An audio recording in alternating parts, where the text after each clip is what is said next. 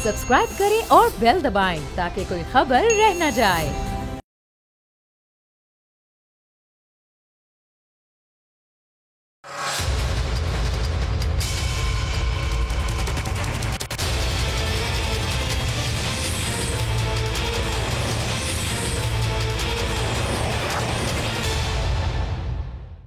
अस्सलाम वालेकुम, आप देख रहे हैं प्रोग्राम बस बहुत हो गया। मैं हूं अरबाब जहांगीर और नाज़रीन, आज का प्रोग्राम आगाज़ कहानी के साथ करते हैं। और ये कहानी सोशल मीडिया पर आजकल बहुत इन है, बहुत सारे लोग अपने अकाउंट से इसको पोस्ट भी कर रहे हैं। और ये कहानी कुछ यूं है कि एक बादशाह सलामत ने रात को गीदड़ों की आवाज़ें सुनी तो सुबह अपने वजीरों से पूछा कि रात को ये गीदड़ बहुत शोर कर रहे थे, क्या वजह है। उस वक्त के वजीर अक्लमंद होते थे। उन्होंने कहा कि जनाब, खाने पीने की चीज़ों की कमी हो गई है, इसलिए फरियाद कर रहे हैं। तो हाकिम वक्त ने ऑर्डर दिया कि इनका बंदोबस्त किया जाए। वजीर साहब ने कुछ माल घर भिजवा दिया और कुछ रिश्तेदारों और दोस्तों में तकसीम किया।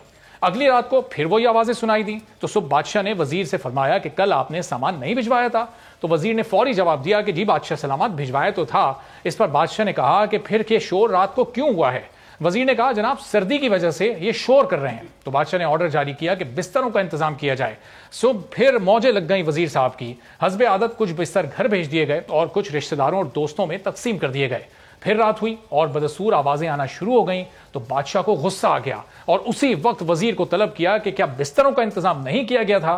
तो वजीर ने कहा कि जनाब, वो सब कुछ हो गया है। तो बादशाह ने कहा कि फिर ये शोर क्यों हो रहा है। तो वजीर ने कहा, बादशाह साहब, आपको मैं अभी मुतमईन करता हूं और जाकर देखता हूं कि ये सूरत-ए-हाल है क्या। वजीर बाहर गया और कहा कि मैं पता करके आता हूं।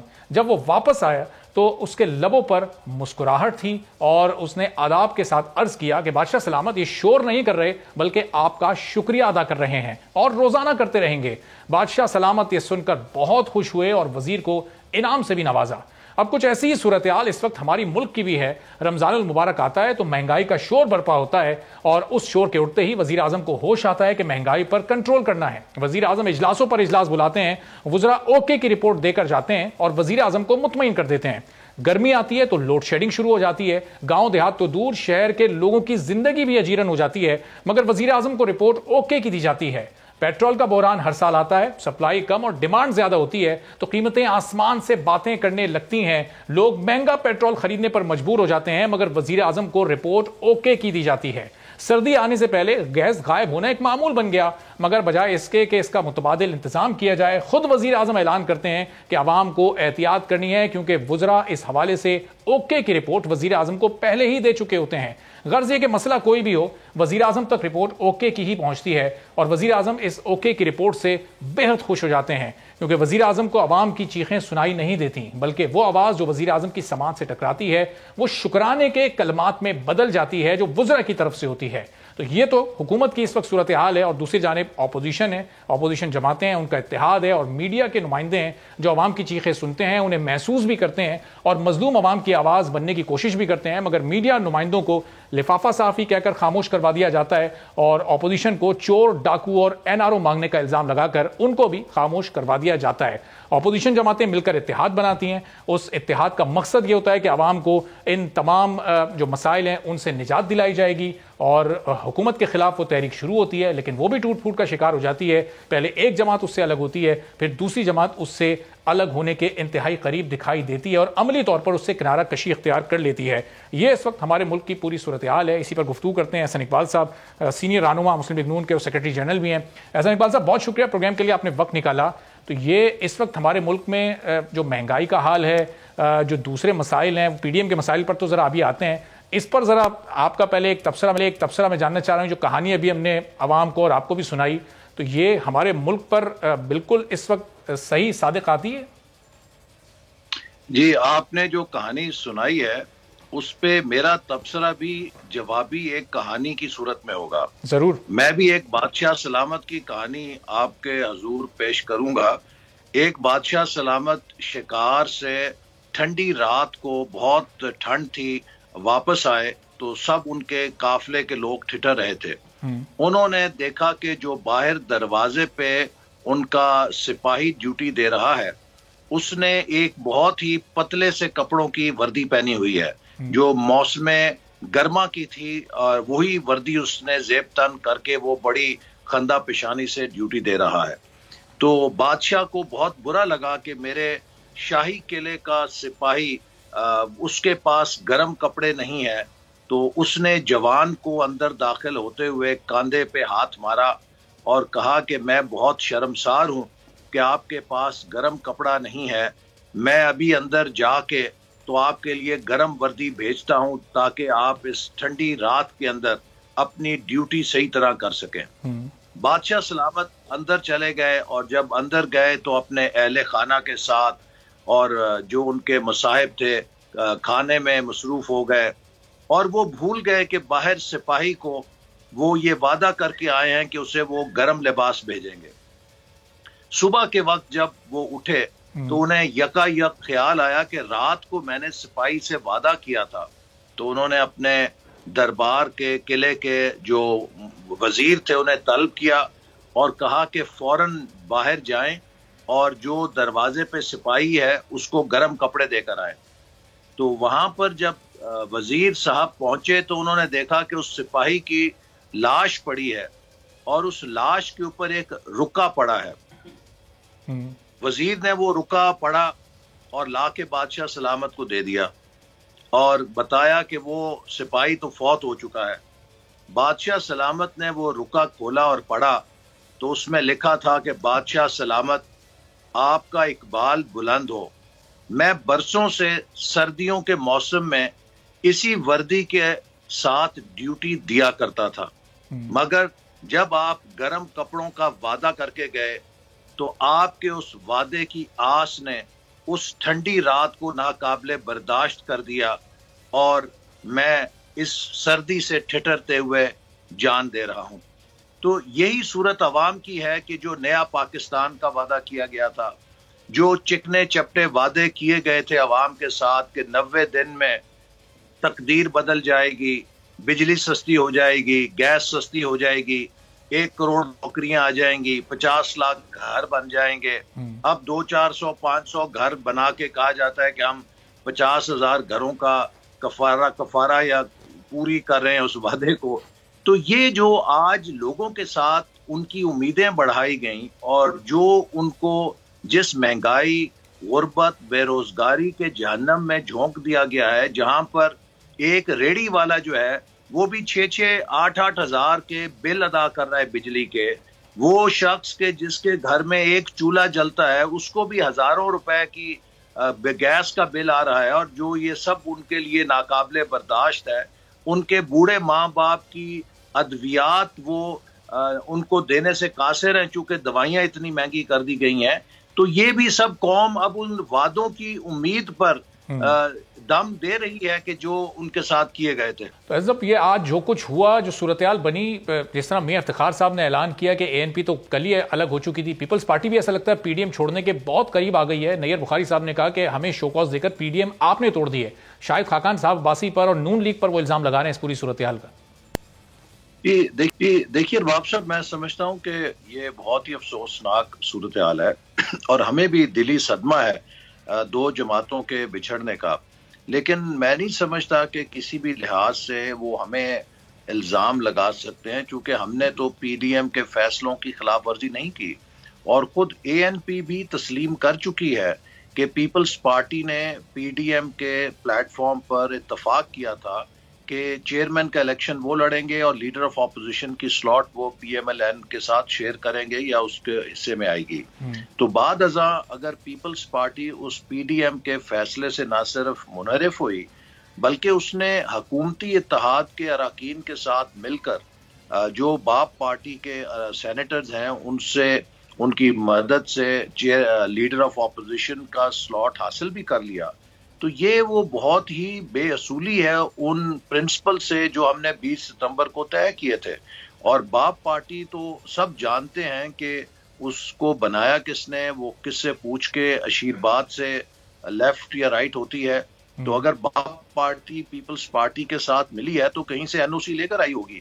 تو ہم تو اس قسم کی سیاست کے خلاف جدوجہد کر رہے ہیں، تو ہم کیسے اس سے سمجھوتا کر لیں کہ کوئی پارٹی سرکاری حلیف جماعتوں سے ادھار لے اور پی ڈی ایم کے فیصلوں کی خلاف ورزی بھی کرے اور پی ڈی ایم کے فیصلوں پر اور جماعتوں پر عدم اعتماد بھی کرے۔ آپ دیکھیے نا، پیپلز پارٹی نے لیڈر آف اپوزیشن کی سلاٹ حاصل کرنے کے لیے ایک نئی الائنمنٹ بنا لی. انہوں نے ANP, جماعت اسلامی اور باپ پارٹی کے ساتھ مل کر لیڈر آف اپوزیشن کا عہدہ لے لیا.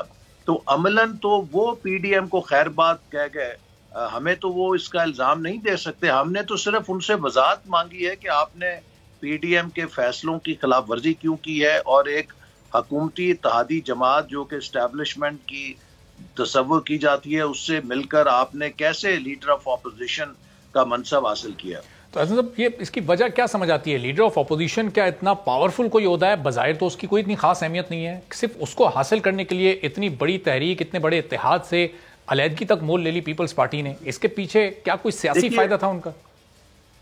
جی, یہ میں خود حیران ہوں, کیونکہ لیڈر آف اپوزیشن کو سوائے اس کے کہ ایک دفتر مل جاتا ہے اور کچھ پروٹوکول مل جاتا ہے, لیکن اگر آپ لیڈر آف اپوزیشن کا منصب خود حکومت سے کچھ سینیٹر ادھار لے کر حاصل کریں اور اپنی اپوزیشن کو تقسیم کر لیں, تو یہ لیڈر آف اپوزیشن کے لیے کوئی عزت والی بات تو نہیں ہے کہ 27 سینیٹرز جو ہیں وہ ایک اپنا انڈیپینڈنٹ اپوزیشن گروپ بنا لیں اور وہ لیڈر آف اپوزیشن پر عدم اعتماد رکھیں. تو میرا خیال ہے کہ یہ کافی گھاٹے کا سودا ہے, اور یہ شاید اسی لیے خود پیپلز پارٹی کے اندر بھی جو جمہوری ذہن کے لوگ ہیں وہ اس پر تحفظات کا اظہار کر چکے ہیں.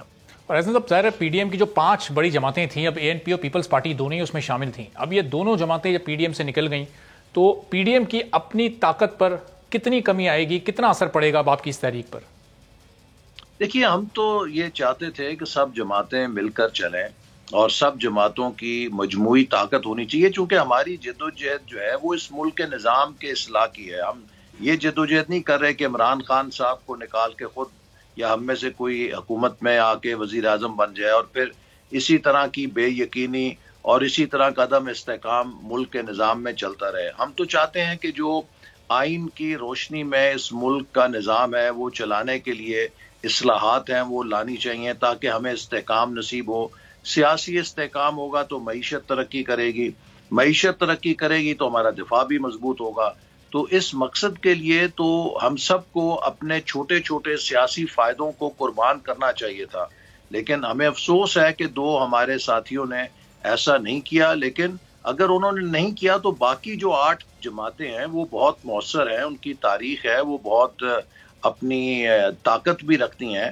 تو ہم اپنا سفر جاری رکھیں گے, اور مجھے یقین ہے کہ جلد یا بدیر یہ جو 2 جماعتیں علیحدہ ہوئی ہیں یہ ضرور اپنے فیصلوں پہ نظر ثانی کریں گی.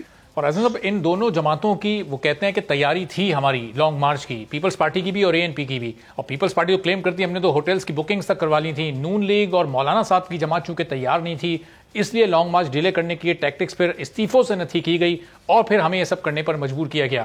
تو واقعی آپ لوگوں کی PDM کی دیگر جماعتوں کی تیاری نہیں تھی لانگ مارچ کی, 26 مارچ کو جو لانگ مارچ ہونا تھا؟ دیکھیے, جو سربراہی اجلاس تھا اس میں 10 میں سے 9 جماعت میں ANP بھی شامل تھی. ان سب کا یہ متفقہ خیال تھا اور رائے تھی کہ لانگ مارچ تب ہی مؤثر ہوگی اگر ہم اس کے ساتھ سب مل کر استعفے دے دیں.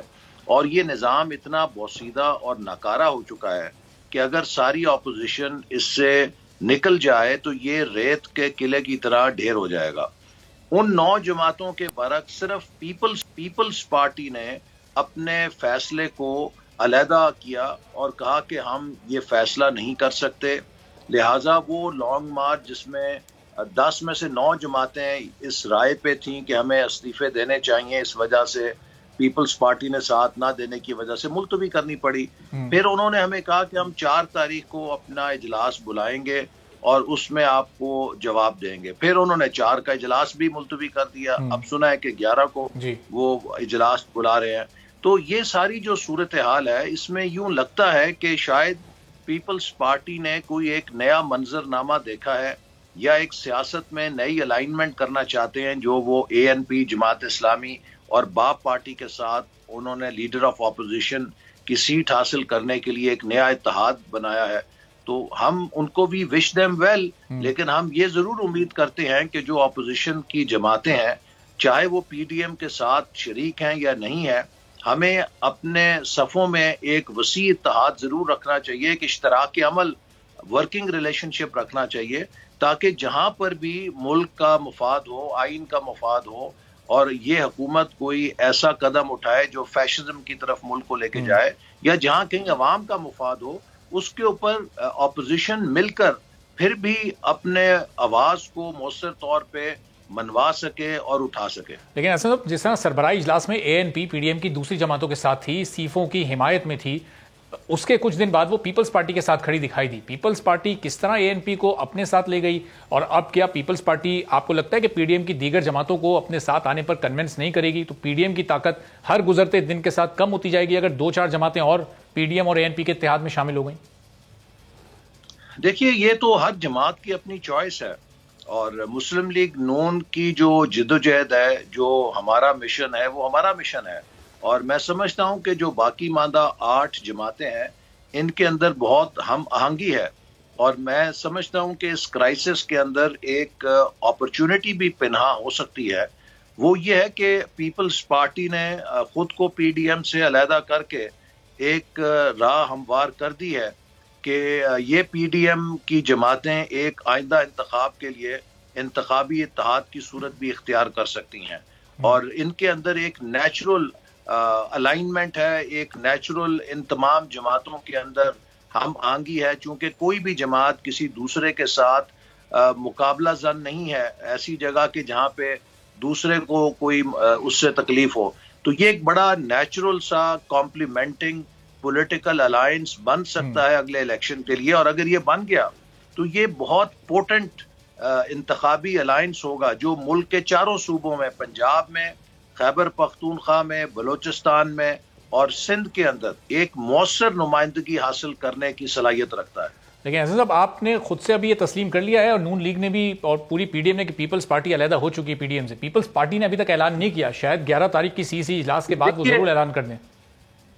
اب ہم اس میں یہ نہیں کہتے کہ انہوں نے باقاعدہ تو اگر اعلان نہیں کیا، وہ ایک اپنی جگہ بات ہے، لیکن اگر آپ دیکھیے جس دن انہوں نے لیڈر آف اپوزیشن کا عہدہ حاصل کیا پی ڈی ایم کے فیصلے کی خلاف ورزی کر کے، اور پی ڈی ایم کی جماعتوں کو چھوڑ کر پی ڈی ایم سے باہر کی جماعتوں کے ساتھ الائنس بنا کے، تو فار آل پریکٹیکل پرپزز تو وہ پی ڈی ایم کو خیر بات کہہ چکے ہیں۔ اب اگر وہ اس کو کسی اور رنگ میں پیش کرنا چاہیں، ان کی اپنی ثوابدید ہے۔ تو صاحب، ایک شکایت پیپلز پارٹی کو بھی جو آپ سے ہے، جو چارج شیٹ وہ آپ لوگوں کے خلاف پیش کر رہے ہیں کہ پنجاب میں جو سیٹ ایڈجسٹمنٹ آپ لوگوں نے سینیٹ انتخابات میں کی پاکستان تحریک انصاف کے ساتھ، اس پر انہیں اعتماد میں نہیں لیا، اور ظاہر ہے کہ ان کے بھی وہاں 7 لوگ تھے، انہیں اس پر بھی اعتراض تھا کہ وہ الیکشن آپ نے لڑا کیوں نہیں، اور سندھ میں ظاہر پیپلز پارٹی نے الیکشن لڑا ہے سینیٹ کا۔ دیکھیے، پنجاب کے اندر مسلم لیگ نون کے پاس جو ایم پی ایز ہیں، ان کے تناسب سے ہماری 3 سیٹیں بنتی تھیں۔ پنجاب میں تقریباً 40 یا 45 ایم پی ایز درکار ہوتے ہیں ایک سیٹ حاصل کرنے کے لیے، تو ہمارے پاس جو تعداد تھی وہ 3 کے لیے پوری تھی، اور 20-22 جو اراکین ہیں وہ چوتھی سیٹ پہ آتے تھے جو نصف تھے، وہ پوری تعداد نہیں بنتی تھی۔ تو ہمارے پیش نظر یہ تھا کہ ہم کیا چوتھا امیدوار کھڑا کر کے چانس لیں، یا ہم اپنے 3 امیدوار جو ہم 100% جتا سکتے ہیں انہیں سیکیور کریں۔ تو ہم نے چوتھے امیدوار کو ودرا کرنے کا فیصلہ کیا، اور جو 3 امیدواروں کے لیے ایم پی ایز تھے درکار، ان کو ہم نے ایکسٹرا پیڈنگ کی تاکہ خدا نہ خواستہ کوئی 5-10 اگر دائیں بائیں بھی ہوں یا ان پہ دباؤ ہو یا کوئی ایسا ہتھ کنڈا لگایا جائے تو کسی بھی لحاظ سے ہماری نمائندگی میں کمی نہ آئے۔ تو جب پی ایم ایل این نے اپنے 3 سینیٹرز جو اس کے نمبرز کے مطابق آتے تھے ان کے لیے کینڈیڈیٹ فیلڈ کیے، تو عملاً ناممکن ہو گیا کسی اور جماعت کے لیے کہ وہ فالتو سیٹ نکال سکے۔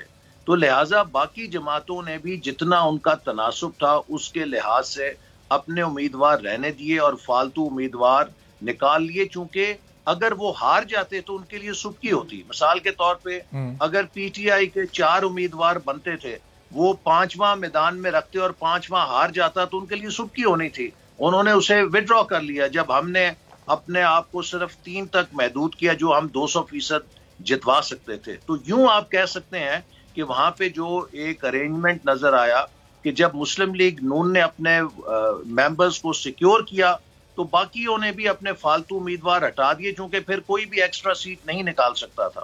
صحیح. تو احسن صاحب، اب ان 2 جماعتوں کے نکل جانے کے بعد جو پی ڈی ایم کی بقیہ 8 جماعتیں ہیں ان کے ساتھ لانگ مارچ ہوگا تو وہ کب ہوگا، اور پھر کیا استعفوں کے ساتھ ہوگا، یا اب چونکہ 2 جماعتیں چھوڑ کے جا چکی ہیں تو پھر استعفوں کا آپشن آپ لوگوں نے بھی اب وہ خارج از امکان ہی سمجھیں اس کو؟ دیکھیے، ہمارے سامنے جو آپشنز ہیں ان پر ہم غور کریں گے، اور ہم امید کرتے ہیں کہ جلد ہی پی ڈی ایم کا سربراہی اجلاس ہوگا جس میں اگلے سیاسی لائحہ عمل کے بارے میں ہم فیصلہ کریں گے. اس وقت ملک کے اندر ایک کرونا کی لہر بھی ہے اور رمضان المبارک بھی ہے، تو سیاسی سرگرمیاں ہمیں امید ہے کہ رمضان اور عید کے بعد پھر دوبارہ شروع ہو جائیں گی ملک کے اندر.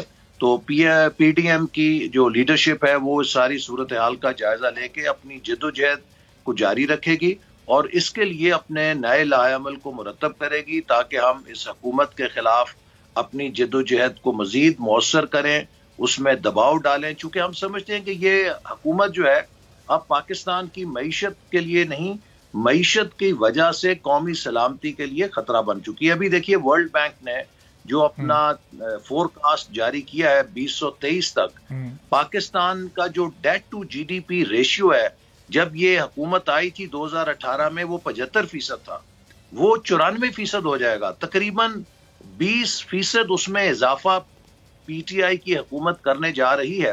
اور اگر الیکشن جلدی نہ بھی ہو، 2023 میں بھی ہو، تو آپ مجھے بتائیے کہ 94% قرضوں کے بوجھ کے ساتھ جو حکومت جیتے گی بھی، وہ تو اس کی جیت بھی ہار ہوگی. وہ کیا کرے گی آ کے؟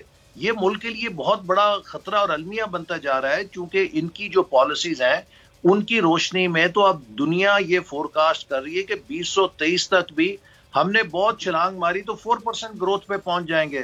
تو 2018 میں تو ہم 5.8% چھوڑ کر گئے تھے، تو 5 سال بعد بھی یہ حکومت 2018 کی سطح کو نہیں چھو سکے گی. تو یہ ایک بڑا سنگین مسئلہ ہے. ہم سمجھتے ہیں کہ اب ملک کا جو حل ہے وہ ایک آزاد منصفانہ الیکشن کے اندر ہے، چونکہ یہ جو نظام 2018 میں بنا تھا یہ فیل ہو گیا ہے. اس کے اندر کوئی کمبینیشن بھی ایسا نہیں بن سکتا جس سے آپ سٹیبل حکومت بنا سکیں. جتنا ہم دھستے جا رہے ہیں، جتنا ہم مسائل کے اندر گرفتار ہو رہے ہیں، اتنا ناگزیر ہوتا جا رہا ہے کہ ہم کچھ ریفارمز کریں، کچھ تبدیلیاں لائیں، کچھ فیصلے ایسے کریں جس سے ملک دوبارہ جمپ سٹارٹ کر سکتے، اور یہ ایک مضبوط اور مستحکم حکومت ہی کر سکتی ہے. گزشتہ جو پی ڈی ایم کا سربراہی اجلاس ہوا تھا اس میں آپ تمام جماعتیں پیپلز پارٹی کے علاوہ متفق تھیں کہ استعفوں کے ساتھ ہی لانگ مارچ ہوگا تو وہ مؤثر ہوگا. اب اگر استعفوں کے بغیر آپ کو لانگ مارچ کرنا پڑا تو کیا وہ اتنا مؤثر ہوگا، یا پھر وہ لانگ مارچ کر کے، چونکہ آپ کے چارٹر کا حصہ ہے، وہ کر کے آپ واپس آ جائیں گے؟ اب ظاہر حکمت عملی اب آگے ہوگی کیا پھر پی ڈی ایم کی لانگ مارچ بغیر استعفوں کے کرنا؟ ہمارے پاس کافی متبادل تجاویز ہیں کہ ہم کس طریقے سے حکومت پر دباؤ ڈال سکتے ہیں اور کس طرح اپنی جد و جہد کو آگے لے کے جا سکتے ہیں. تو اس لیے میں یہی مناسب سمجھتا ہوں کہ جو پی ڈی ایم کا سربراہی اجلاس ہے اس کے بعد ہی اس پہ ہم بات کریں، چونکہ اس سے پہلے کوئی قیاس سرائی کرنا یا کوئی چیز کرنا وہ پریزمپٹیو ہوگا. لیکن یہ بات ضرور ہے کہ پی ڈی ایم اپنی جد و جہد کو جاری رکھے گی، اور جس نے بھی پی ڈی ایم کو چھوڑا ہے آپ دیکھیے گا کہ اگلے الیکشن میں اس کا نقصان ہوگا، کیونکہ پاکستان کی عوام پی ڈی ایم سے کسی قسم کی غداری کو معاف نہیں کرے. صاحب اگر مختصر بتا دیں، اسپیکر قومی اسمبلی کے اجلاسوں کا بائیکاٹ نون لیگ نے کر دیا، اور شہباز شریف صاحب کی ہدایت پر رانا تنویر صاحب افغانستان گئے اسپیکر قومی اسمبلی کے ساتھ. اصلاحات کا حصہ بننے پر بھی آپ لوگ غور کر رہے ہیں، اس کی وجہ؟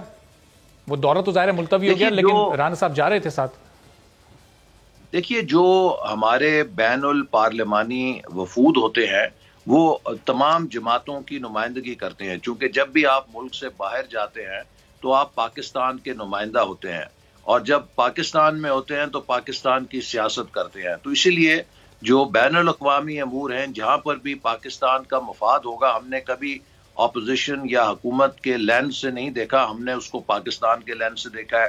افغانستان ہمارا ایک بہت ہی برادر ملک ہے، ہمسایہ ملک ہے، اور مسلم لیگ نون بھی اس کی پالیسی کا حصہ ہے کہ ہمیں افغانستان کے ساتھ بہت اچھے دوستانہ برادرانہ تعلقات استوار کرنے چاہیے. تو اگر افغانستان کی پارلیمنٹ کی طرف سے دعوت تھی پاکستان کے پارلیمانی وفد کو، تو یقیناً اگر اس میں مسلم لیگ نون شامل ہوئی تو وہ اپنی قومی ذمہ داری کے تحت شامل ہوئی۔ ٹھیک ہے، بہت بہت شکریہ احسن اقبال صاحب، سیکرٹری جنرل سینئر رہنما نون لیگ ہمارے ساتھ موجود تھے۔ اقبال صاحب کی آپ نے سنی، اس پر پیپلز پارٹی کا بھی موقف جانیں گے ایک بریک کے بعد۔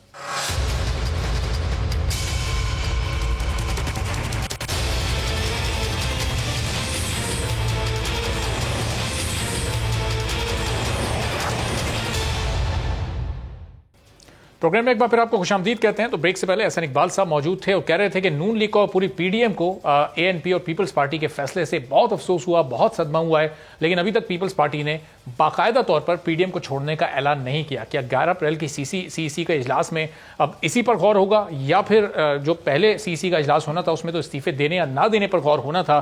کیا صورتحال بنے گی اور کیا اے این پی اور پیپلز پارٹی مل کر اب کوئی نئی اپوزیشن کی تحریک چلانے کے موڈ میں اس وقت ہیں؟ بات کرتے ہیں نثار کھوڑو صاحب، پاکستان پیپلز پارٹی کے سینئر رہنما ہمارے ساتھ موجود ہیں۔ کھوڑو صاحب بہت شکریہ پروگرام کے لیے، آپ نے وقت نکالا۔ اے این پی تو باقاعدہ اعلان کر چکی کہ وہ پی ڈی ایم کا پارٹ نہیں ہے اور پی ڈی ایم ٹوٹ چکی ہے۔ پیپلز پارٹی یہ کہہ رہی ہے کہ پی ڈی ایم ٹوٹ چکی ہے، نون لیگ نے توڑ دی، لیکن ابھی تک پیپلز پارٹی نے باقاعدہ پی ڈی ایم سے علیحدگی کا اعلان نہیں کیا۔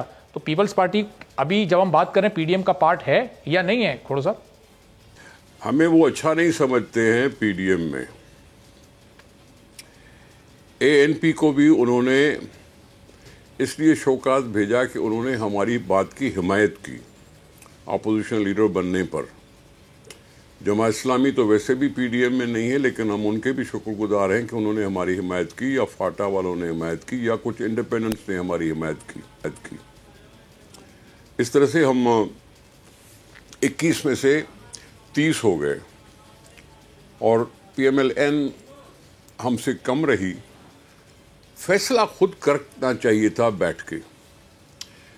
ایک ہوا تھا کہ جی ہاں چیئرمین یوسف رضا گیلانی صاحب ہوں گے اور اپوزیشن لیڈر کوئی ہوگا، لیکن اس اپوزیشن لیڈر میں پیپلز پارٹی نے برملا اعتراض کیا تھا اس کے نام پر، تو گنجائش پیدا کی جا سکتی تھی۔ اگر وہ گنجائش بھی پیدا نہیں کرنی اور اس پہ ضد پہ قائم رہے، پھر ہمارے ووٹ ریجیکٹ ہوئے۔ مولانا عبدالغفور حیدری کو ریجیکٹ تو نہیں ہے لیکن ہم سے بھی کم ووٹ پڑے۔ یہ سارا چیز تو سوچنی چاہیے کہ یہ کس نے ایسا کیا کہ ہماری سبکی ہوئی۔ ہم نے مناسب سمجھا کہ اگر ہمارے ساتھ اتنے ساتھی ہیں تو ہم بڑی پارٹی بن گئے سینٹ میں، اس لیے ہم نے یہ کہا تھا کہ ہمارا حق بنتا ہے کہ ہم بڑی پارٹی کے طور پر اپوزیشن لیڈر بن جائیں، جیسے وہ قومی اسمبلی میں ہمارے سے بڑی پارٹی ہے اور وہ شہباز شریف صاحب وہاں اپوزیشن لیڈر تھے، پی ڈی ایم سے پہلے تھے اور بعد میں بھی رہے۔ ہم نے کوئی اعتراض تو نہیں کیا تھا کہ شہباز شریف صاحب وہاں لیڈر آف اپوزیشن نہ بنے، ہم نے ان سے کوئی اعتراض نہیں تھا۔ اگر پی ڈی ایم بننے کے بعد بھی ہم نے کوئی اعتراض نہیں کیا تھا، تو میں سمجھتا ہوں ان کو بھی اعتراض کرنا نہیں چاہیے تھا۔ بجائے اس کے کہ وہ کرتے اعتراض نہ کرتے، انہوں نے اٹھا کے شوکاز نوٹس بھیج دیا۔ ہم نے کبھی ان سے سوال نہیں کیا تھا کہ یہ پی ڈی ایم کے ساتھ پی ڈی ایم والے P M L N, P D M کی P M L N P T I سے معاہدہ کر کے پنجاب میں سینیٹرز کے مکمکا کر دیتی ہے، پی ڈی ایم میں ہونے کے باوجود، وہ پی ڈی ایم میں ہونے کے باوجود P M L N P T I سے معاہدہ کر لیتی ہے اور بلا مقابلہ اپنے سینیٹرز منتخب کرا لیتی ہے۔ ہمارے سندھ میں پی ٹی آئی سے ہم نے کوئی معاہدہ نہیں کیا، ہم نے کسی طرح سے بھی ان کے ساتھ سلام دعا میں نہیں آئے، اور ہم نے اپنی طور پر جتنی ہماری طاقت تھی ہم اتنے سینیٹر جیت لیے۔ ہم نے زیادہ کی بات نہیں کی، ہم نے نہ کسی جی ڈی اے سے بات کی نہ کسی اور سے بات کی۔ ہاں ہم نے کوشش کی ہماری سیٹ کے جو آگے سو آگے، ہم یہاں مقابلہ کریں، وہ وہاں اپنے آپس میں اتحاد کر لیں، کمپرومائز کر لیں۔ یہ کیا ہے یہ پالیسی؟ خود کو اگر ملے تو ٹھیک ہے، کسی اور کو ملے تو ٹھیک نہیں ہے۔ صحیح، اس کا تو مطلب یہی ہوتا ہے نا کہ پی ایم ایل این کو پیپلز پارٹی یا تو ہضم نہیں ہو رہی۔ تو کھوڑا صاحب ہم نے کہا تھا شروع دن سے کہ استعفیٰ کے ہم حامی نہیں ہیں۔ 20 ستمبر کو ہم نے کہا اے تھا پی شروع سی دن سے کہ ہم استعفیٰ کے حامی نہیں ہیں۔ پیپلز پارٹی نے 20 ستمبر کو یہ اے پی سی بلائی تھی اور آپ ہی لوگوں نے پی ڈی ایم کی بنیاد ڈالی تھی، تو اب ظاہر ہے پیپلز پارٹی ہی الگ ہو رہی ہے اس پی ڈی ایم سے، پی ڈی ایم تو اپنی جگہ چل رہی ہے۔ کیا اب کوئی نئی تحریک بنائیں گے کسی نئے نام سے اے این پی کے ساتھ مل کر، اور کیا پی ڈی ایم کی دیگر جماعتوں سے بھی رابطے کریں گے یا آلریڈی رابطے ہیں؟ سر میں بات کر رہا ہوں، تھوڑا سا سمجھ لے. جی جی سمجھیں. دیکھیں ہم نے ARD بنائی تھی کسی زمانے میں، آپ کو بھی یاد ہوگا کہ ہماری ARD ایک بنی تھی الائنس، وہ کچھ دیر چلی اور میاں نواز شریف صاحب نے APDM بنا لی. ہم اس کا حصہ نہیں بنے، APDM بنا لی گئی تھی. ARD کے ہوتے ہوئے کہا گیا کہ جی ARD ابھی اتنی فعال نہیں رہی، اس لیے APDM بناتے ہیں، جس میں عمران خان بھی تھے تو MQM بھی تھی تو دوسری پارٹیاں بھی تھی. یہ وہاں کرتے ہیں، وہ لوگ کرتے رہے، ہم نے کچھ نہیں ایسا کیا. ہم نے تو شروع دن میں یہ کیا کہ ہم تو جواب بھی نہیں دینا چاہتے تھے اس شو کاز نوٹس کا، اور وہ معاملے کو ٹھنڈا کر کے آپس میں بیٹھتے اور رفع دفع کرتے. معاملے کو اٹھا کے انہوں نے بھیج دیا show cause notice. P D M کے صدر اگر مولانا فضل الرحمان صاحب نہیں تھے تو پھر پی ڈی ایم کے وائس پریزیڈنٹ تو تھے راجہ پرویز اشرف. راجہ پرویز اشرف صاحب کو صدارت کرنی چاہیے تھی اس پی ڈی ایم کی میٹنگ کی جس میں شوکاز کا فیصلہ ہوا، لیکن راجہ پرویز اشرف صاحب کو تو بلایا نہیں گیا، ان کو تو کہا نہیں گیا، انہوں نے انکار کرنا تو کجا، اس کو بلایا ہی نہیں گیا. اور جنرل سیکرٹری صاحب نے وہاں پی ڈی ایم کی میٹنگ کر کے اور ٹھکا کر کے شوکاز نوٹس بھیج دیا. شوکاز بھیجا ہو یا ایکسپلینیشن بھیجی ہو. ہم پہلے بھی کہتے ہیں یہ الائنس ہے، الائنس میں ساری پارٹیوں کو اکٹھے چلانا پڑتا ہے. یہ ایک پارٹی نہیں ہے، یہ ہم مرجر نہیں ہوا تھا. اب اس لحاظ سے جو پارٹیاں ہیں ان کا اپنا اپنا موقف ہو سکتا ہے، ہماری پارٹیوں کا اپنا اپنا منشور ہو سکتا ہے، اپنی اپنی اسٹریٹجی ہو سکتی ہے. الائنس تو اب یہ ٹوٹ گیا ہے، اب یہ تقسیم ہو گیا، 2 جماعتیں ایک طرف ہو گئیں، 8 جماعتیں ایک طرف ہو گئیں. تو اب اس سے اپوزیشن بھی تو تقسیم کا شکار ہو گئی، غیر مؤثر نہیں ہو گئی اپوزیشن کی اب تحریک کہ اب یہ 2 تحریکیں حکومت کے خلاف چلیں گی. آپ اتنی جلدی لاسٹ ڈائریکشن نہ کریں، آپ اتنی جلدی لاسٹ بات پر نہ پہنچے جا کے.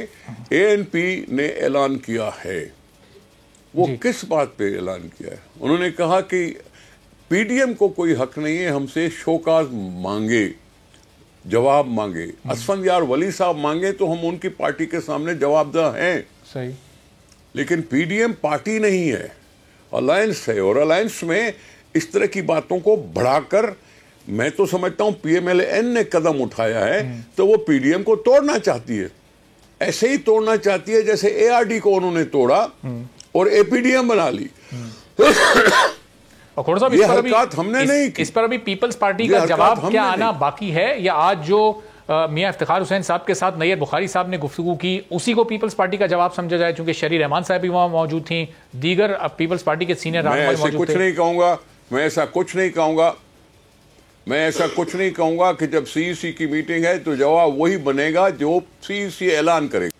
میں ایسے پہلے جواب دینے کا عادی نہیں ہوں، نہ کوئی ایسے میں مخبر بننا چاہتا ہوں، نہ میں کوئی ایسی بات کرنا چاہوں گا. یہ CEC کی میٹنگ پر ہی چھوڑا گیا ہے، وہاں سے جو فیصلہ ہوگا وہی ہمارا فارمل جواب سمجھا جائے. تو کھوڑا صاحب ویسے آپ کے خیال میں کیا پیپلز پارٹی کو PDM کے ساتھ اس پوری صورتحال میں چلنا چاہیے، جبکہ شو کاز بھی آ چکا ہے، ANP جو آپ کی حمایت والی جماعت ہے وہ الگ ہو چکی ہے، تو کیا پیپلز پارٹی کا PDM کے ساتھ چلنا مناسب ہے؟ میں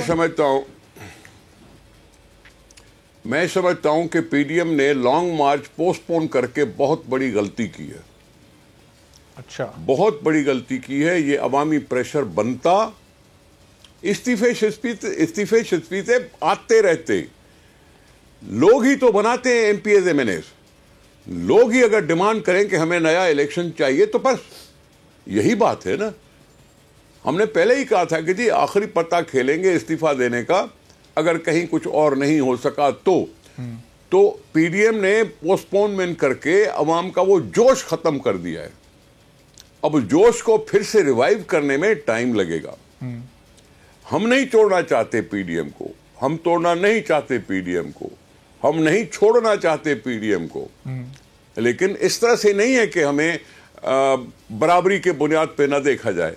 اپنی غلطی کی ہوئی ہے تو اس کا بھی سوچنا چاہیے. انہوں نے جو اپنے طور پر مکا کر دیا اس کا جواب ملنا چاہیے، اس کا ہمیں جواب چاہیے. ہم بھی PDM میں اگر پارٹی ہیں تو ہم جواب مانگنے کا حق رکھتے ہیں. تو کھوڑا صاحب پھر یہ ہم بھی مریم نواز صاحبہ سے شوکاز کے طور پر آپ بھی ان سب کو شوکاز کر دیں، وضاحت مانگ لیں، پھر وہ بھی PDM کو چھوڑ کے چلے جائیں. وہ تو جو CEC فیصلہ کرے گی اس پہ ہوگا. اور کھوڑا صاحب اگر آگے PDM لانگ مارچ کرتی ہے تو عید کے بعد اگر لانگ مارچ ہوتا ہے, مولانا صاحب اعلان کرتے ہیں سربراہی اجلاس میں, تو کیا پیپلز پارٹی پھر اس کا ساتھ دے گی؟ وہ استعفوں کے ساتھ لانگ مارچ کرنا چاہیں یا استعفوں کے بغیر کرنا چاہیں, تو پھر پیپلز پارٹی کی اسٹریٹجی کیا ہوگی؟ ابھی رمضان کا پورا مہینہ پڑا ہے, ابھی رمضان میں 30 دن ہوتے ہیں. اس سیاست, پاکستان کی سیاست میں کئی موڑ آ سکتے ہیں, یہ اب کی بات نہیں ہے, اور اب آپ ایسی بات کر کے سوال کرنے کی ضرورت نہیں ہے.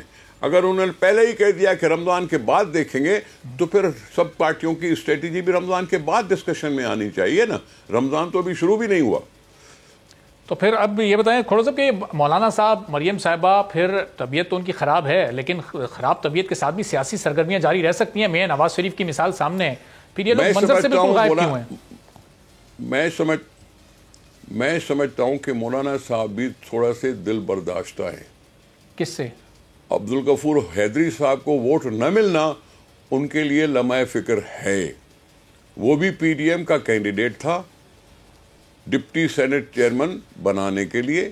وہ بھی تھوڑے سے دل برداشتہ ہیں. کس سے دل برداشتہ ہیں؟ پی ڈی ایم کے ممبران سے. پی ڈی ایم میں کون ہے؟ پی ایم ایل این بھی ہے, پیپلز پارٹی بھی ہے, اور جماعتیں بھی ہیں. تو کھڑو صاحب کم از کم اتنے ووٹ تو ملتے نا جتنے اتحاد کے سربراہ ہیں, تو ان کو منانے کے لیے یا کیوں دل برداشتہ ہیں؟ بلاول صاحب نے یا اور اعلیٰ قیادت نے کسی نے ان سے رابطہ نہیں کیا؟ ہو سکتا ہے وہ دل برداشتہ ہوں کچھ پارٹی کے رویوں سے. اچھا, تو بتا نہیں رہے وہ کہ کس سے دل برداشتہ ہیں, کس سے شکایت ہے, بس ناراض ہو کر کرنطینہ کر لیا انہوں نے اپنے آپ کو. اب مولانا صاحب کا اسپوکس مین تو نہیں ہو سکتا نا میں. صحیح, چلیں بہت بہت شکریہ. ابھی پریس سے مطلب کانٹیکٹ میں, ٹھیک ہے, پریس سے کانٹیکٹ میں نہیں ہے, ان کو بولنے دیجیے گا, اس کے بعد دیکھ لیں گے. بہت بہت شکریہ نثار کھڑو صاحب, پاکستان پیپلز پارٹی کے سینئر رہنما ہمارے ساتھ موجود تھے. گفتگو آپ نے سنی, ایک بریک لیتے ہیں, بریک کے بعد واپس آئیں گے تو ایک اور اہم موضوع پر گفتگو ہوگی.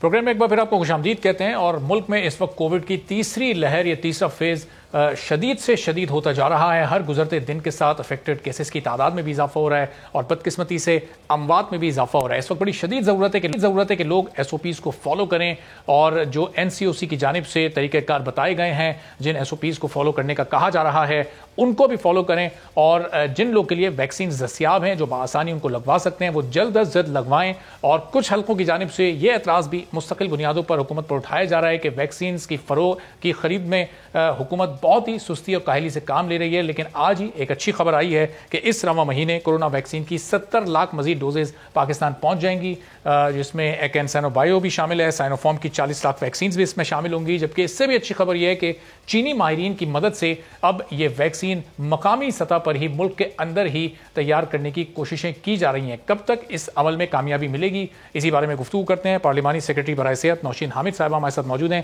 نوشین صاحبہ بہت شکریہ, پروگرام کے لیے آپ نے وقت نکالا. یہ جو 70 لاکھ ڈوزز جو آ رہی ہیں اس رواں مہینے, یہ کب تک پاکستان پہنچ جائیں گی, کن کن لوگ کے لیے اویلیبل ہوں گی؟ پہلے تو ذرا اس پر تھوڑی روشنی ڈالیے گا. جی دیکھیں, اس وقت 50+ تک کی رجسٹریشن اوپن ہے, تو ان لوگوں کے لیے ہی یہ ہوگی کہ جو ہماری 20 لاکھ کے قریب کل تک ہمارے پاس رجسٹریشنز تھیں, جس میں سے 11 لاکھ لوگوں کو تقریباً ویکسینیشن ہو چکی ہے. اور مزید آنے والے دنوں میں اور جتنے لوگوں کی ہوگی تو ظاہر ہے ابھی یہ اس سے زیادہ بلک ہمارے پاس آ رہا ہے. اور جو کینسینو بایو کی آپ بات کریں, یہ 15 اپریل تک سکیجولڈ ہے کہ ہمارے پاس یہ 30 لاکھ ڈوزز کا کانسنٹریٹ پہنچ جائے گا, جس سے بلک پیکنگ میں. اس کے لیے ہم نے نیسیسری اکوپمنٹ بھی منگوا لی ہے اور لوگوں کی ٹریننگ بھی ہو گئی ہے. اور وہ جو کانسنٹریٹ ہے وہ 30 لاکھ انڈیویجول ویکسینز جو ہیں ان کو ڈائلیوٹ کر کے اور انڈیویجول پیکنگز میں جو ہے وہ پاکستان میں NIH جو ہمارا اسلام آباد میں ادارہ ہے, نیشنل انسٹیٹیوٹ آف ہیلتھ, وہاں پر یہ ویکسینز جو ہیں ان کو ہم انڈیویجول پیکنگز میں تیار کریں گے. تو اس کے لیے تمام تیاریاں مکمل ہیں, اور امید ہے کہ انشاءاللہ 15 اپریل تک یہ کانسنٹریٹ جو ہے کینسینو بایو کا یہ ہمارے پاس پہنچ جائے گا. اور کینسینو بایو وہ ویکسین ہے جس کی صرف سنگل ڈوز ریکوائرڈ ہے. تو یہ 30 لاکھ ویکسینز جو ہیں یہ 30 لاکھ لوگوں کو لگ سکیں گی. اور ویسے اس کا کینسینو بایو کی 60,000 ڈوزز جو ہیں وہ ہم آلریڈی ریسیو کر چکے ہوئے ہیں, اور وہ بھی انشاءاللہ تعالیٰ لگنی شروع ہو جائیں گی. وہ اس وقت پاکستان پہنچ چکی ہیں. اس کے علاوہ 10 لاکھ جو ہے سائنو فارم کی ویکسین بھی پچھلے ہفتے پہنچ گئی ہے. اور ڈاکٹر صاحب جو 70 لاکھ کا فگر آ رہا ہے اس رواں مہینے کا, یہ کلیکٹیو فگر ہے یا پھر یہ جو 30 لاکھ جو مقامی طور پر تیار ہو رہی ہے, خام ویکسین آ رہی ہے, یہ علیحدہ ہیں اور وہ 70 لاکھ علیحدہ ہیں؟ نہیں جی, 70 لاکھ میں سے 40 لاکھ سائنو فارم کی ہیں اور 30 لاکھ یہ جو ہمارے پاس کانسنٹریٹ آ رہا ہے وہ والا ہے جی. مگر اس کے علاوہ حکومت اس وقت رشیا سے بھی, چونکہ ان کے وزیر خارجہ آئے ہوئے تھے, ہم رشین ویکسین بھی جو ہے حکومت خود منگوانے کی, اس کے لیے بھی فائنل بات چیت ہو رہی ہے. اور مئی, جون, جولائی میں مزید کنسائنمنٹس جو ملینز آف ڈوزز کی ہیں وہ بھی پائپ لائن میں ہیں انشاءاللہ تعالی. اچھا, اور پھر دیگر ممالک سے جو دیگر ممالک ویکسینز بنا رہے ہیں جس میں یو کے ہے اور کچھ دیگر ممالک ہے, کیا ان سے بھی گورنمنٹ انٹینشن ہے گورنمنٹ کی ان سے ویکسینز منگوانے کی, خریدنے کی, یا وہاں سے کوئی ایسا ڈائلاگ چل رہے ہیں؟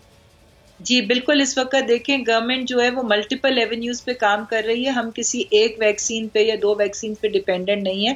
ہم لوگ جہاں سے بھی ہماری بات چیت ہو رہی ہے مختلف کمپنیز کے ساتھ, مختلف ملکوں کے ساتھ, اور کوویکس کا پلیٹ فارم وہ ہے جس نے ہماری 20% پاپولیشن کے لیے ویکسین پرووائڈ کرنی ہے.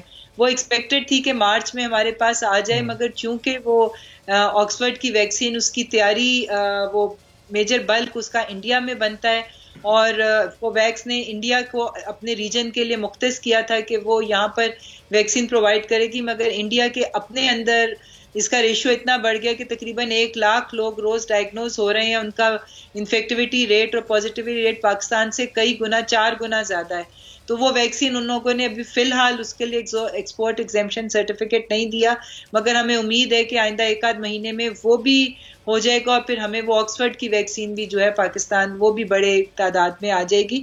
اسی لیے آج اسد عمر صاحب نے اناؤنس کیا ہے کہ عید کے بعد ہم تمام لوگوں کے لیے ویکسینیشن کی رجسٹریشن اوپن کر دیں گے. یہ ایج بریکٹ ختم ہو جائے گا, اور پھر تمام پاکستانی شہری جو رہ گئے ہیں وہ تمام اپنے آپ کو رجسٹر کروائیں, اور انشاءاللہ تعالی سب کی جو ہے وہ ویکسینیشن ہو جائے گی. کیونکہ ہمیں امید ہے کہ عید کے بعد ہمارے پاس کافی بڑا بلک جو ہے ویکسین کا مزید آ جائے گا. پر ابھی جتنے لوگوں نے رجسٹریشن کرائی ہے ان کے لیے وافر مقدار میں ویکسین ملک میں موجود ہے. لیکن ڈاکٹر صاحب جب یہ سب کے لیے اوپن ہو جائے گا اور ہر عام شخص اپنی رجسٹریشن کرائے گا, پھر تو کروڑوں میں یہ ویکسین چاہیے ہوں گی. تو کیا اتنی 5, 6, 7, 8 کروڑ ویکسینز پاکستان نے تیاری کر رکھی ہے منگوانے کی آنے والے دنوں میں؟ جی بالکل, دیکھیں گورنمنٹ نے جو اپنی پلاننگ کی ہوئی ہے وہ تو ہم نے اپنی 70% پاپولیشن کو, 65 to 70% population above the age of 18, وہ ہماری ٹارگٹ پاپولیشن ہے, اور ان کے لیے ورکنگ کی جا رہی ہے. یہ ہو سکتا ہے کہ یہ سارا کرتے کرتے 2021 کا آخر آ جائے, مگر یہ کہ اس وقت مین مسئلہ یہ کہ لوگ رجسٹر نہیں کروا رہے ہیں. آپ کے سامنے ہیں, اور جو رجسٹر کرواتے ہیں ان میں سے بھی تمام لوگ ویکسینیشن سینٹر پہ نہیں پہنچتے ہیں. نو شو والے بہت سارے کیسز ہوتے ہیں, مگر اب حالات میں آہستہ آہستہ بہتری آ رہی ہے. پہلے جہاں پہ 30-40% ٹرن آؤٹ تھا, اب ہمارے جو اسکیجول پیشنٹس ہیں وہ تقریباً 80% تک ان کا ٹرن اوور ہونا شروع ہو گیا. اور ڈاکٹر صاحب یہ رجسٹریشن نہ کروانے والی شکایت تھوڑی سی اس لیے بھی آ رہی ہے کہ اس کا جو کہ ٹیکنیکل طریقہ کار ہے وہ کچھ لوگوں کے لیے تھوڑا مشکل ہے. جو لوگ تھوڑے رورل ایریاز میں رہتے ہیں ان لوگوں کو شاید اتنی آگاہی نہیں ہے کہ اس کو کس طرح سے رجسٹر کروانا ہے. تو ان لوگوں کے لیے اگر کچھ آسان طریقہ کار گورنمنٹ اناؤنس کر دے تو شاید زیادہ رجسٹریشن ہو سکیں. دیکھیں میرا خیال ہے اس سے زیادہ آسان طریقہ تو کوئی بھی نہیں ہے کہ آپ صرف 1166 پہ آپ نے سمپلی اپنا ID کارڈ کا نمبر بھیجنا ہے. اس کے علاوہ کسی چیز کی ضرورت نہیں ہے. میں نے خود رجسٹریشن کرائی ہے, بالکل سمپل پروسیجر ہے. 1166 کے اوپر آپ اپنا ID کارڈ کا نمبر وداؤٹ اینی ڈیش یا گیپ کے آپ اس میں فیڈ ڈال دیں, آپ کو خود ہی آپ کا رجسٹریشن کی ڈیٹ بھی مل جاتی ہے, آپ کو سینٹر بھی بتا دیا جاتا ہے, اور یہ فیسلٹی بھی ہے کہ آپ اگر اپنا سینٹر چینج کروانا چاہیں اینی ویئر ان پاکستان تو آپ کا وہ بھی چینج ہو جاتا ہے. آپ صرف اپنا کوڈ لے کے جائیں کسی بھی ویکسینیشن سینٹر پہ, آپ کو فیسیلیٹیٹ کر دیا جائے گا, آپ کو ویکسین لگ جائے گی. مگر اس سے زیادہ سمپل تو میں سمجھتی ہوں اور کوئی طریقہ نہیں ہے کہ ایک سمپل اب 2-2.5 ماہ بعد بجٹ بھی اناؤنس ہونا ہے. پاکستان تحریک انصاف کی گورنمنٹ یہ بجٹ اناؤنس کر رہی ہے, تو اب اس میں کوئی الگ سے ایلوکیشن کیا کووڈ ویکسینز کے لیے ہیلتھ ڈپارٹمنٹ نے تجویز کی ہیں؟ ان کارڈز پر کیا کوئی کام ہو رہا ہے؟ الگ سے بجٹ اس کا مختص کیا جائے گا؟ لیکن جی ابھی تو پرائم منسٹر نے $150 ملین جو ہیں وہ اس کے لیے مختص کیے گئے ہیں جس کے ذریعے ابھی پرچیز ہو رہی ہے، اور جیسے جیسے ہمیں ضرورت پڑے گی یہ پرائم منسٹر صاحب کی طرف سے شیورٹی ہے کہ فوری طور پہ وہ فنڈز ریلیز ہو جائیں گے. تو اسی لیے ہم لوگوں نے جو آگے جہاں پہ جتنی بھی بکنگز کروا رہے ہیں، جن سے بات کر رہے ہیں کووڈ کی ویکسین کے لیے انشاءاللہ تعالیٰ کسی قسم کا بھی جو ہے وہ ہنڈرنس نہیں آئے گی، اور ڈیفینیٹلی اس کو اپروولز جو ہیں وہ فوری طور پہ ملتے جائیں گے. ڈاکٹر صاحب ابھی رمضان المبارک سے پہلے چونکہ اب دن بہت کم رہ گئے ہیں، کیا مزید کوئی S O Ps N C O C کی جانب سے اناؤنس کی جائیں گی، یا اس وقت جو ملک بھر میں گزشتہ اجلاس کے بعد جو ایس او پیز اناؤنس کی گئی تھیں اسی کے مطابق پورا رمضان گزارا جائے گا، یا رمضان کے درمیان میں کسی وقت غور ہو سکتا ہے، کچھ تبدیلی آ سکتی ہے اس سلسلے میں؟ دیکھیں، اسد عمر صاحب نے یہ بارہا بات کی ہے کہ اگر ہمیں کیسز میں کمی نظر نہ آئی اور اضافہ اگر تشویش والا ہوا تو ڈیفینیٹلی مزید سخت اقدامات کیے جا سکتے ہیں. تو یہ بالکل انڈر کنسیڈریشن ہے کہ اگر لوگوں نے مطلب ایس او پیز پہ عمل درآمد نہ کیا اور کیسز اسی طریقے سے بڑھتے گئے اور ہاسپٹلز پہ برڈن اسی طرح بڑھتا رہا تو مزید سخت اقدامات کرنے پڑیں گے. یہ فیصلے ہوتے ہیں این سی او سی میں جو ڈیلی بیسس کے اوپر ڈیٹا آتا ہے پورے ملک سے، اس میں آپ کے پاس پورا ایک پکچر کلیئر آ جاتی ہے کہ کون سے ایریاز، جیسے ابھی آزاد کشمیر کے پونچھ ڈویژن میں ٹوٹل لاک ڈاؤن کر دیا گیا. تو اس لیے یہ ڈپینڈ کرتا ہے جو ڈیٹا جہاں پر پھیلاؤ زیادہ نظر آئے گا اور لگے گا کہ اسمارٹ لاک ڈاؤنس کے ذریعے وہ کنٹین نہیں ہو رہی تو وہاں پہ پھر وائڈر پابندیاں لگائی جا سکتی ہیں. تو یہ سارا ڈیپینڈ کرتا ہے این سی او سی کے پاس جو ڈیٹا آتا ہے ڈیلی بیسس کے اوپر، اس میں ایریا وائز کیسز کی تعداد، اس کا پھیلاؤ، وہاں پہ جتنے بھی اس کے اسٹیٹسٹکس ہوتے ہیں وہ ڈیلی ڈسکس ہوتے ہیں، اور اس کی روشنی میں جو ہے وہ تمام فیصلے ہوتے ہیں کہ پابندیاں جو ہے. ڈاکٹر صاحب، یہ جو اس تیسرے فیز کا زیادہ زور پنجاب اور خاص طور پر کشمیر میں بہت زیادہ ہے، تو جس طرح وزیر اعلیٰ سندھ نے بھی یہ تجویز دی تھی پرائم منسٹر کو بھی، این سی او سی کو بھی، کہ بین الصوبائی ٹرانسپورٹ کو بند کر دیا جائے. یہ صرف 2 دن کی بھی ہفتہ اور اتوار کی بندش ہے، دیگر 5 دن میں خطرہ تو موجود ہے اس کے ایک صوبے سے دوسرے صوبے میں پھیلنے کا، ایک شہر سے دوسرے شہر ٹریول کرنے کا. تو یہ اس ٹرانسپورٹ پر مکمل پابندی کی تجویز کیوں زیر غور نہیں ہے اس وقت؟ دیکھیں، ہمارا ایک غریب ملک ہے اور یہاں پر لوگوں کے پاس کمیوٹ کرنے کے لیے یہ بسز اور یہ روڈ ٹرانسپورٹ ہی ہے، اور اس کے اندر ایمرجنسیز بھی لوگوں کے ساتھ ہیں. وہ لوگ، ان کے پاس کارز نہیں ہیں، ان کے پاس کوئی ٹرانسپورٹ کی ذریعہ نہیں ہے، اور کوئی ایمرجنسی ہو جاتی ہے، اور خاص طور پہ بیماری کے دن ہے، لوگوں کو ایک دوسرے کے پاس، کسی کا والد بیمار ہے تو بیٹے کو وہاں پہ پہنچنا ہے، کسی کی ماں بیمار ہے تو بیٹی نے اس کے پاس پہنچنا ہے. تو یہ چیزیں جو ہیں، یہ ٹوٹل لاک ڈاؤن ان کا بند کرنا تو میرا خیال ہے کہ ہمارے ملک میں پاسبل ہو نہیں سکتا ہے. مگر ایس او پیز جو گورنمنٹ نے ایشو کیے گئے ہیں کہ اس کے اندر 50% پیسنجرز ہوں اور ماسک کا استعمال ہو، اگر ان چیز پہ عمل درآمد ہو تو میں سمجھتی ہوں کہ یہ اتنا رسکی نہیں ہے اگر یہ پابندیوں کے ساتھ ہلکی پھلکی ٹرانسپورٹ چلتی رہے تو. ٹھیک ہے، بہت بہت شکریہ. ڈاکٹر نوشین حامد صاحبہ، پارلیمانی سیکرٹری برائے صحت، ہمارے ساتھ موجود تھیں اور بتا رہی تھیں کہ رواں ماہ ہی 70 لاکھ ڈوزز ویکسین کی آنے والی ہیں، آ جائیں گی، اور اس سال کے آخر تک حکومت کا پلان ہے کہ پاکستان کی آبادی کے 65 سے 70% حصے کو ویکسینیٹ کر دیا جائے. آج کے پروگرام سے اجازت دیجیے، اللہ حافظ.